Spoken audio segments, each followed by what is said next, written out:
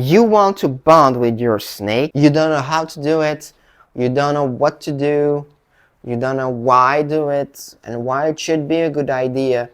Well, today we're talking about that because I think it's a really important subject.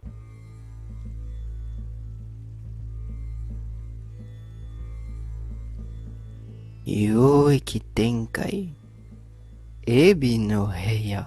So we changed our co-host with Kaguya, which is a pretty good example of the bonding part, and that's why I chose her as a video host today. Now, why should you do it? Not call me crazy if you want because you think that snakes are stupid and stuff. I think snakes are more intelligent. If you think snakes are stupid, I think they're more intelligent than you, but that's my opinion, no judging here. But thing is that they are super intelligent. They can remember people. Okay? They can see the difference between people. They remember their experience with different people, And so, yeah. So why would you bond with your snake? I think you should bond with your snake because you can bond. She's a little bit stressed here. So it's okay, We do our stuff quietly and stuff. And Cedra, she can't be stressed. She will be a little bit stressed because she's not taken out a lot like this. But she will make it, no problem, You will make, it's part of the bonding. It's part of the desensitizing, and it's part of the understanding of the stuff. Now, what you have here is a snake, stressed snake, okay? And it's been 3 years she's been with me, and she is still a little bit stressed, but she's a super stressed snake. She's a high stress snake. Now she feels good in her environment. That's already something. We have the environment video here about bonding in environment. So yeah, she was a really pissed off snake, and she was a really stressed snake, and she still is more stressed than most snakes I have, but that's okay. We have that. We can understand that. Yeah.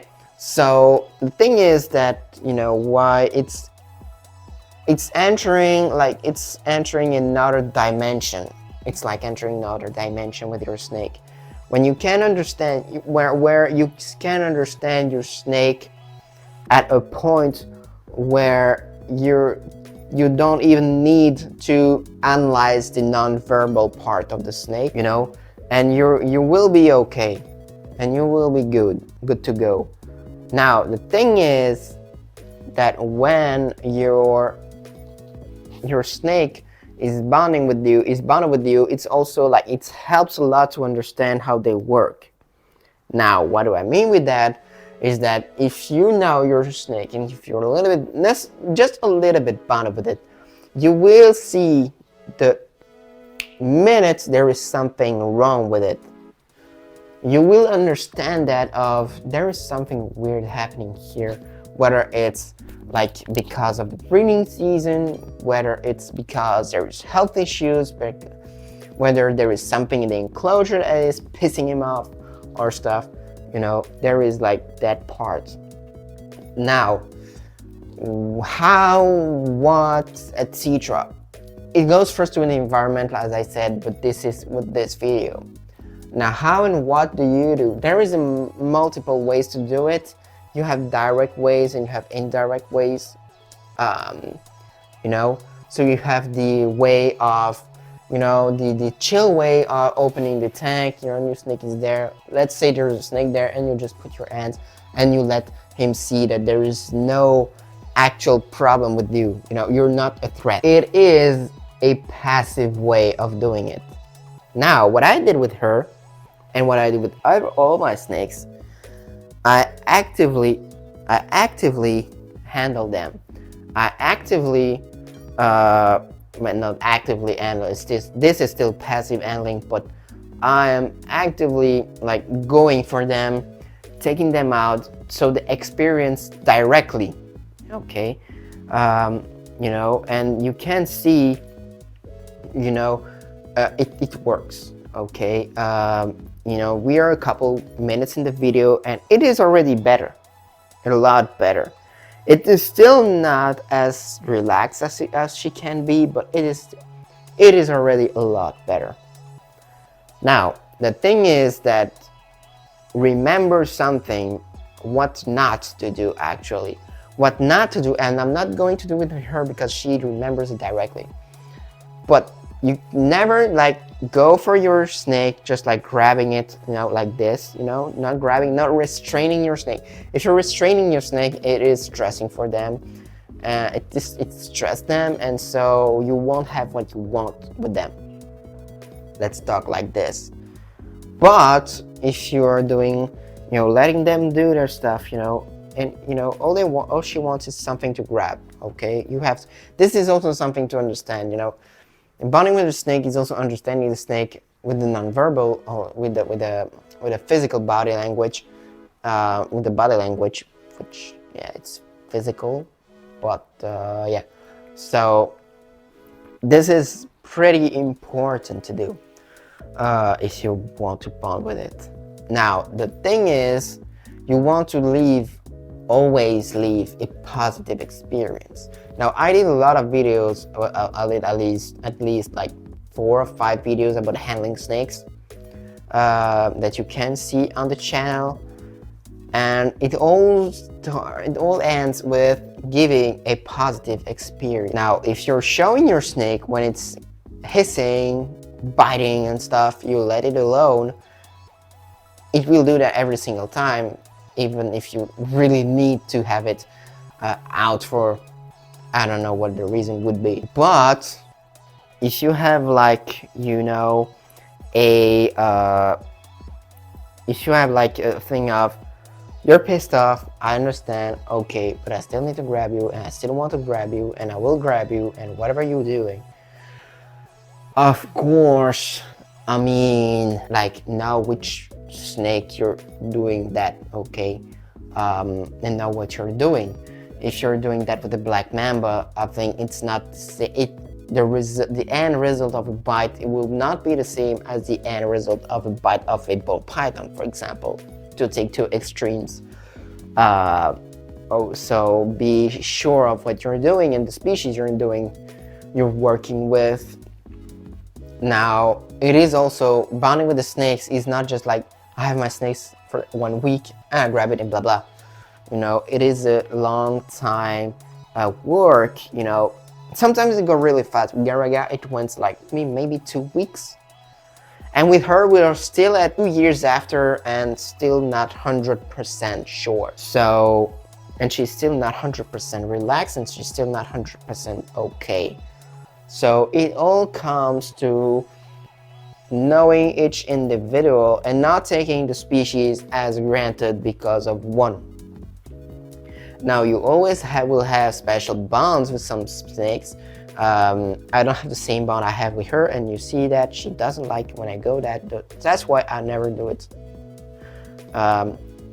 Like, if sometimes it's an automatism, but she will be okay like this. So, you have special bond with Garaga, for example. I have a pretty special bond that I can do whatever I want with him.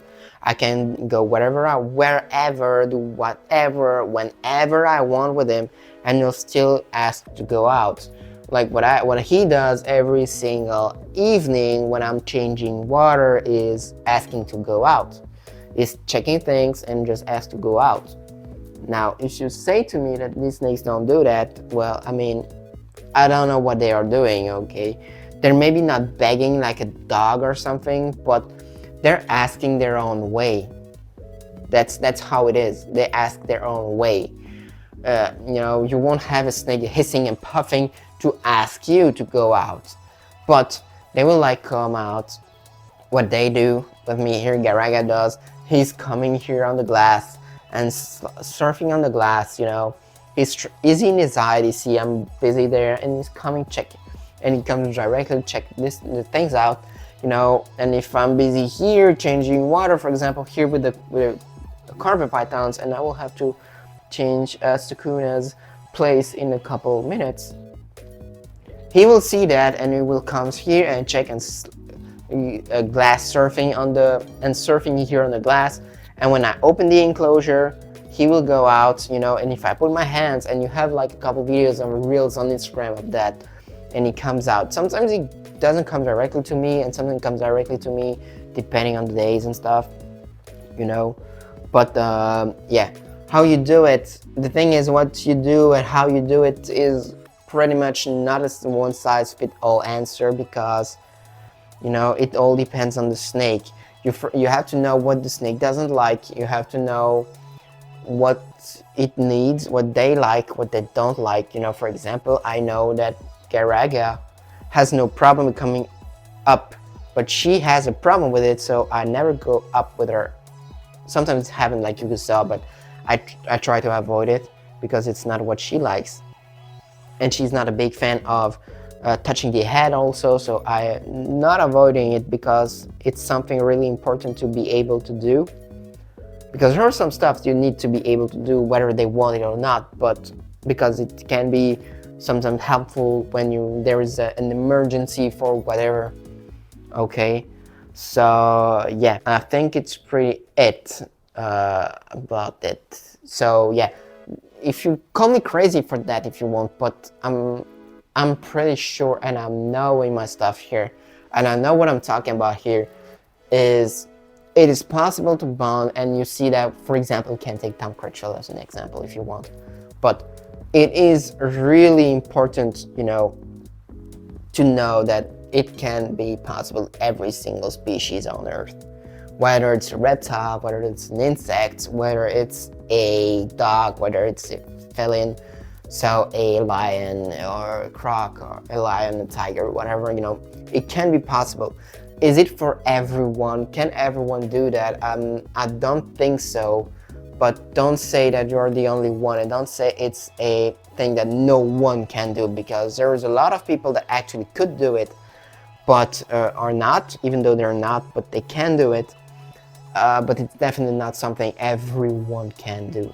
And it's not something everyone has to do, even though it would be pretty cool if everyone could do it, because it would be very helpful for the snakes and very helpful for us, for the human, and for the people, and for their pets. So I hope you enjoyed. Don't forget to like, subscribe, comment, share. Don't forget to support to us. Don't forget to jump into that pet group.